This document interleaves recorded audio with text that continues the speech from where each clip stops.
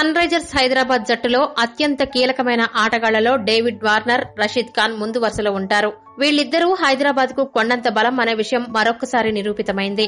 శుక్రవారం రోజున హైదరాబాద్ వేదికగా రాజస్థాన్ రాయల్స్ తో జరిగిన T20 మ్యాచ్ లో 5 వికెట్ల తేడాతో హైదరాబాద్ జట్టు గెలుపొందింది. ఈ గెలుపులో రషీద్ ఖాన్, డేవిడ్ వార్నర్ కీలక పాత్ర పోషించారు.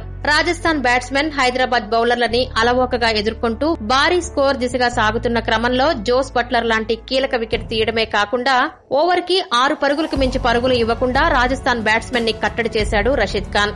దీనికి తోడు బ్యాటింగ్ లో కూడా చివరిలో మెరుపులు మెరిపించాడు. హైదరాబాద్ గెలుపుకి మంచి ఫినిషింగ్ టచ్ ఇచ్చాడు. ఇక 199 పరుగుల భారీ విజయ లక్ష్యంతో బరిలోకి దిగిన హైదరాబాద్ జట్టుకు తనదైన శైలిలో బ్యాటింగ్ చేసి డేవిడ్ వార్నర్ సత్తా చాటాడు. చాలా నెలల తర్వాత అంతర్జాతీయ స్థాయిలో ఆడుతున్న వార్నర్ తనలో బ్యాటింగ్ చేసే నైపుణ్యం ఏమాత్రం తగ్గలేదని నిరూపించాడు. ఆరంభం నుంచే రాజస్థాన్ జట్టు బౌలర్లపై విరుచుకుపడ్డాడు. తోటి ఆటగాళ్లలో ధైర్యం నూరిపోశాడు.